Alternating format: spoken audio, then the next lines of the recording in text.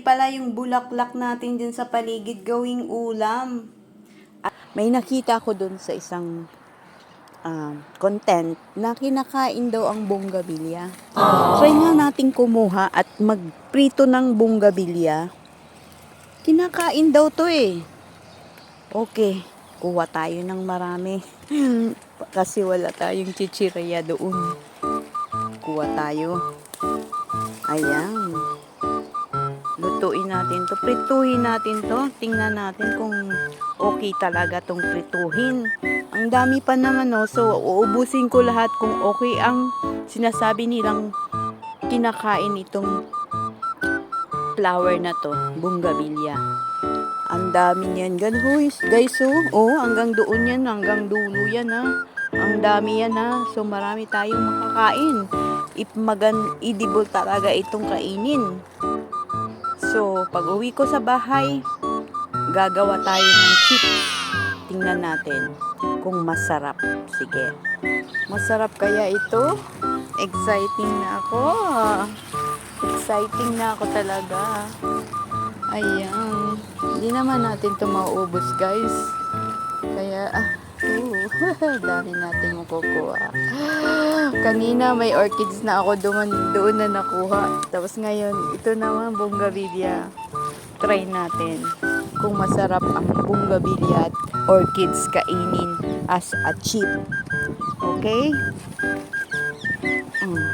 Ito, ang dami-dami. Madami-dami tayong nakuha ang bulaklak ha.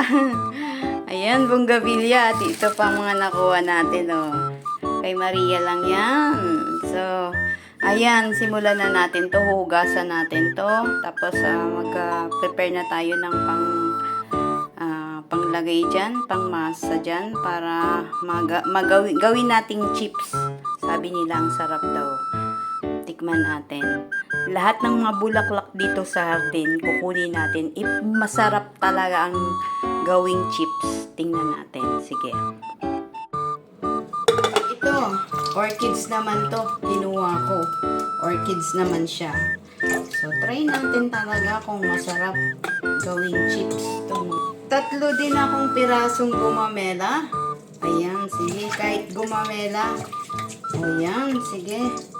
Gawin natin chips yan. At ito mga bonggabilya. Ito.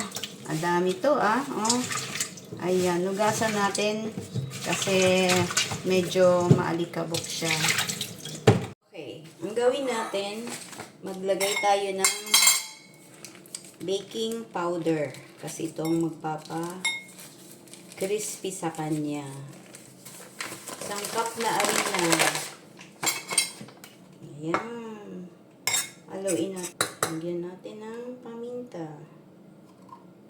Yan natin ang Knorr, pampasarap. Ayan. Kinuha ko na. Haluin na muna natin to. Para sa'yo, lalagyan natin to. Allergy pa naman talaga ako sa egg. Pero try din natin yung walang gawa tayo ng walang egg. Kung crispy ba talaga. Kung crispy din pa ba siya kahit walang egg. Ayan, haluin na po. Ayan, sige. Lagyan natin ng kaunting tubig. Hindi puro egg. Pag naging successful ako dito, guys, ay kumuha na kayo dyan ng mga flowers nyo dyan sa tabi-tabi. Gawin nyo ng chips. Hindi na kayo bibili ng chips kasi nasa paligid lang natin. Okay.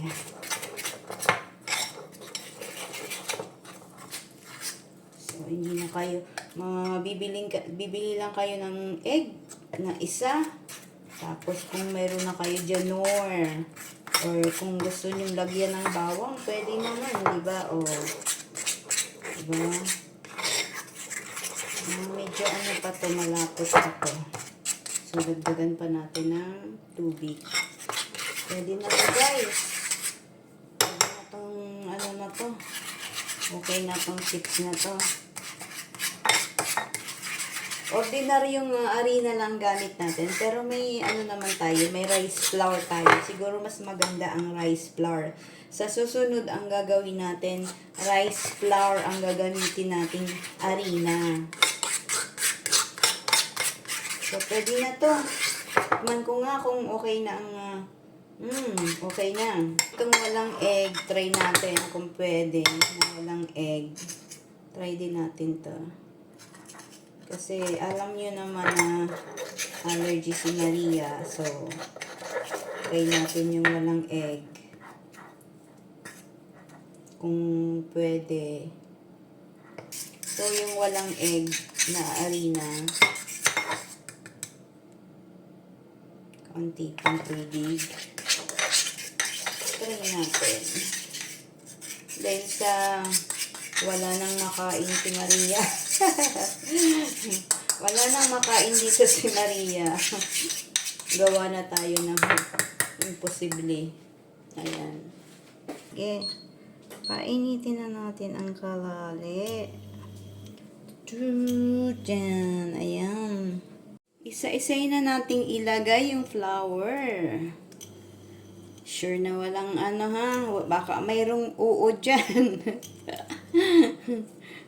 Baka maging kumapal yung ating labi. Di wow. Hindi na tayo magpapa-surgery, di ba? Baka may may friend tayo ditong si Ali, di ba? Ayan, try natin to. Sige. Yan, lubog na. Ilubog na. Ilubog na tay. Ilubog na tay. Ayan. Yung ano, yung gumamela. Yung petals lang ang kunin natin. Ayan. Petals lang ang lagay natin. Ayan. Sige. At yung ano naman, orchids. Orchids naman. Ayan, ito yung orchids. Sige. Tikman natin yan lahat. Okay na. Sige, ready na yan. Sa mainit na ang kawali, lalagyan na natin ng mantika. Magprito na tayo, guys. Ayan.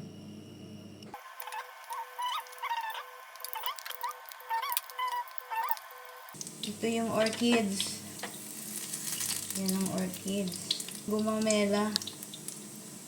Sarap siguro to, Yan ang gumamela.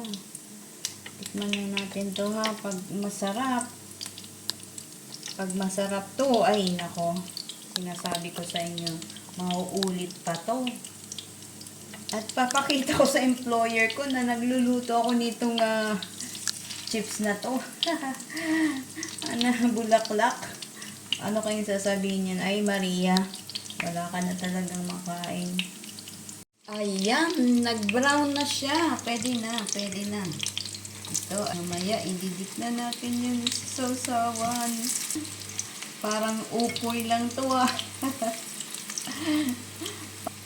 Dami nilang malalaman, Kahit yung mga dahon-dahon, pwede nang prituhin. Grabe sila.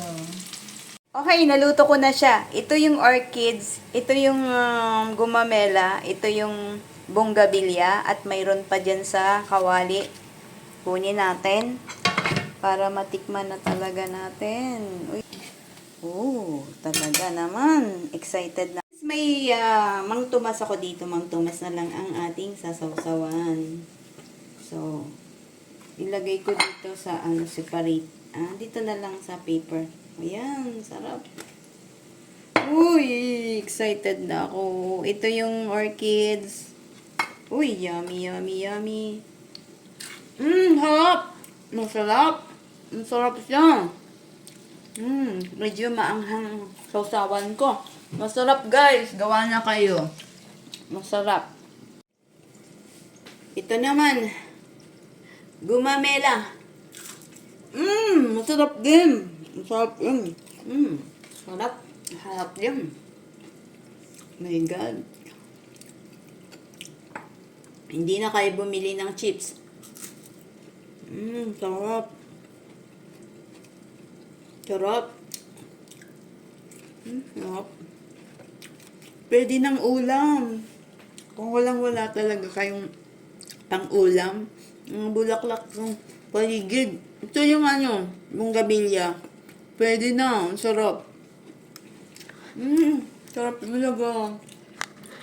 Ayan, ito ng aking chips na ginawa. Naparami ko May pang snack ako mamaya. Diba? Oh. Ito yung bonggabilya, orchids at gumamela. Ang sarap. Try nyo na to. Ayan, salamat sa views ng aking content, ng aking video. I-share nyo para maraming makakita at matutunan kung paano gumawa ng ulam sa paligid natin. Pwede pala yung bulaklak natin din sa paligid gawing ulam at snacks. Ano pa?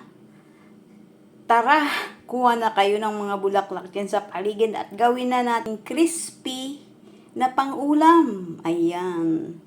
Bye. God bless everyone.